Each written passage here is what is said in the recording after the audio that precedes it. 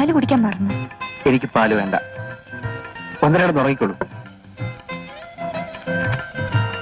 ഉറക്കം വരാനല്ലേ എന്നിട്ട് വന്നത്? അച്ഛൻ എങ്ങാനും വന്ന് കണ്ടാൽ? അച്ഛൻ നല്ല ഉറക്കം. ഇനി രാവിലെ ബെഡ് കോഫി സമയത്ത് നോക്കിയാ മതി. വന്ദന, ഇവിടെ നമ്മെ നിയന്ത്രിക്കാൻ നമ്മൾ മാത്രമേ ഉള്ളൂ. ഇനിയും അത്ര വലിയ നിയന്ത്രണം വേണോ ചേട്ടാ? വേണം. എനിക്ക് ചില പ്രധാനപ്പെട്ട ജോലികൾ ചെയ്തു തീർക്കാനുണ്ട്. ചേട്ടന് എന്നെ കാണുന്നത് ഇഷ്ടമില്ലെന്ന് എനിക്കറിയാം.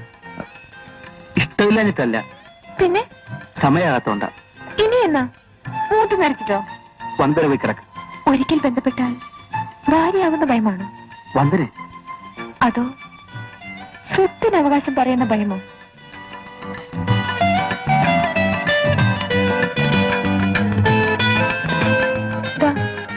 ഈ പാലെങ്കിൽ കൂടി. വേണ്ടെന്ന് പറഞ്ഞില്ല വന്ദന.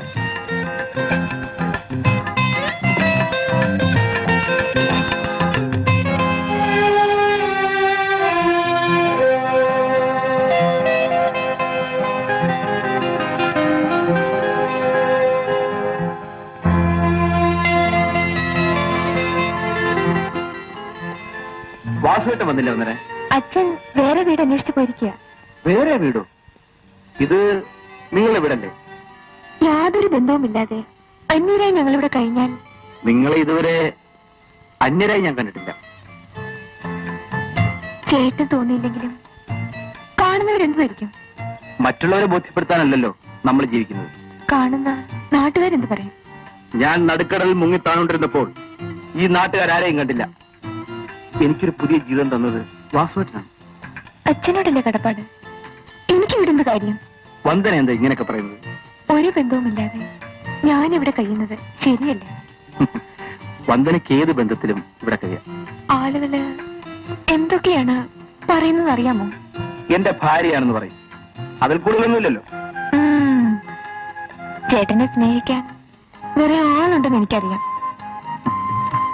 വന്ദന, എനിക്കിനി ജീവിതത്തിൽ നിങ്ങളൊക്കെ അല്ലാതെ മറ്റാരാ ഉള്ളത്? ഇന്നലെ രാത്രി ഞാൻ ബെഡ്റൂമിൽ വന്നപ്പോ ചേട്ടൻ എന്തൊക്കെയാ പറഞ്ഞത്? വാസുവേട്ടനെ ഞാൻ ഒരിക്കലും വഞ്ചിക്കില്ല. ഇതിലെന്ത് വഞ്ചന? നാട്ടിൽ നടക്കാത്ത കാര്യമാ. ഞാൻ നിരവധി പ്രശ്നങ്ങളിൽപ്പെട്ട് വേദനിക്കുന്നവരാണ്. എല്ലാ ജീവിത സൗഭാഗ്യങ്ങളുമുള്ള സൈമൻ ചേട്ടന് വേദനയും. എന്റെ പ്രയാസങ്ങൾ വന്ദനയ്ക്കറിയില്ല. ആ പ്രയാസങ്ങളിൽ പങ്കുചേരാൻ ഒരാള് കൂടി ഉള്ളത് നല്ലതല്ലേ? അവസരം വരുമ്പോ ഞാൻ ക്ഷണിക്കും. ഡാഡി, ഒരു പുതിയ ബിസിനസ് അടങ്ങിയിരിക്കുന്നു, നോക്കാമോ? ആ വാസുവേട്ടൻ ഇഷ്ടപ്പെട്ടെങ്കിൽ പിന്നെ എന്നോട് എന്തിനാ ചോദിക്കുന്നത്? ഒരു ചരക്ക് കപ്പലും ഷിപ്പിംഗ് ഏജൻസിയും ഒക്കെ കൂടി വിൽക്കാൻ വന്നിരിക്കുന്നു. നമുക്കത് വേണോ? വേണം. നമുക്കത് വാങ്ങണം. ലാഭനഷ്ടമല്ല പ്രശ്നം. വാസുവേട്ടൻ താല്പര്യമാണെങ്കിൽ അങ്ങനെ തന്നെ ആവട്ടെ. എങ്കിൽ നാളെ തന്നെ പോയി നോക്കണം.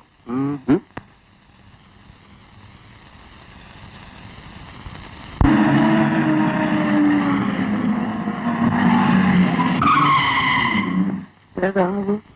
2878 അംബാസിഡർ.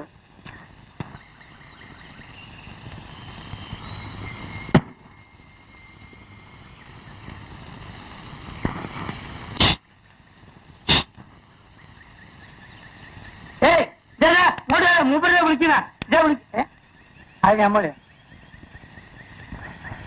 കുഞ്ഞാലി എന്നല്ലേ പേര്? ആ പേര് കുഞ്ഞാലി തന്നെയാണ്. പക്ഷെ നമ്മൾ പഴയ ബിസിനസ് ഒക്കെ നിർത്തി. ഈ പോലീസുകാരെടുത്ത് അടിയും കുത്തും ചോട്ടോ കുടുങ്ങിയിട്ട് ശരീരം ആകെ ക്ഷീണിച്ച് ഇപ്പൊ ബിസിനസ്സേ ഇല്ല. നിങ്ങളെ നമുക്ക് മനസ്സിലായില്ലല്ലോ. എന്നാൽ എനിക്ക് നിങ്ങളെ മനസ്സിലായി.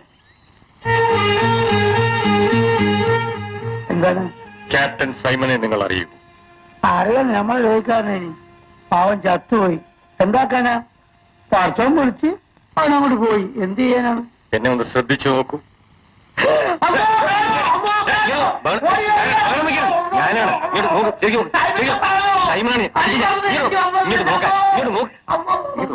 ഞാനല്ലേ സൈമൺ? സൈമൺ മുത്തുമോനെ, സൈമൺ. അള്ളാ മുത്തുമോനെ, നീ മയ്യത്തായി പോയി നാട്ടിൽ മുഴുവനും പറത്താണ്. ആലോഷിച്ചും കൂട്ടരും പറഞ്ഞു വരുത്തിയത് അല്ല. ഞമ്മ സൂസന എവിടെയാണ് വല്ല പിടിയുണ്ടോ? എല്ലാം ഞാൻ അറിഞ്ഞു. കഷ്ടായിപ്പോയി. പക്ഷെ ആ പെണ്ണ് പാവാ. അവള് പാവമോ? ബാക്കിയെല്ലാം ഞാൻ കാറിലിരുന്ന് പറഞ്ഞുതരാം.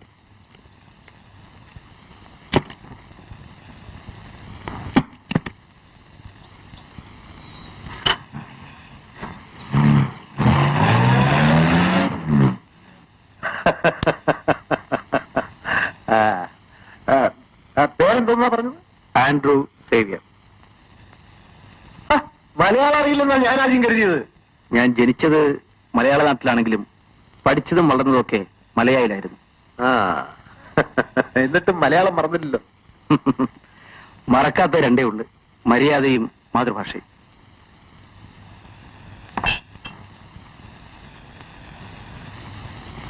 വേറെ കടിക്കാനോ കുറിക്കാനോ വല്ലതും വേണോ? Excuse me, have a pet with me? No thanks. ചായയോ ചാരായമോ കുടിക്കാറില്ല. നല്ലത്. അല്ലപ്പാ, കാപ്പി കൊണ്ടുവരാൻ പറയും.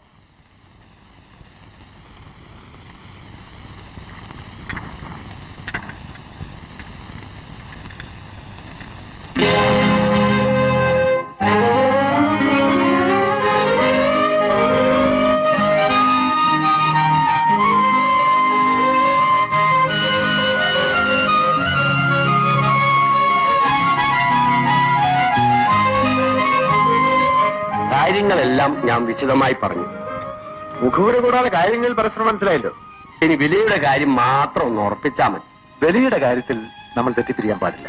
മിസ്റ്റർ സേവിയർ ആണെങ്കിൽ ഷിപ്പിംഗ് ബിസിനസിനെ കുറിച്ച് അറിയാവുന്ന ആളല്ലേ?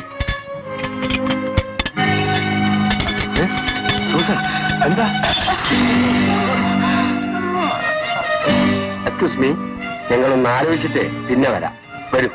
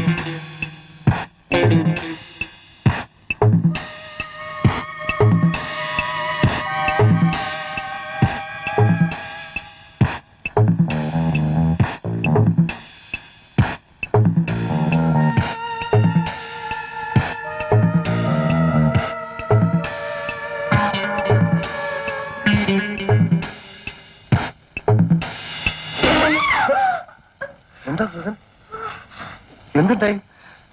നീ എന്തിനാ അലറി വിളിച്ചത്? കാര്യം പറയടി. ഞാനൊരു ദുസ്വപ്നം കണ്ടു. ഭർത്താവിനോടൊപ്പം കിടന്നുറങ്ങുമ്പോ കാമുകനെ കുറിച്ച് ചിന്തിക്കരുത്. കിടന്നുറങ്ങ. കാലത്തെ പള്ളിയിൽ പോയി പ്രാർത്ഥിക്കും.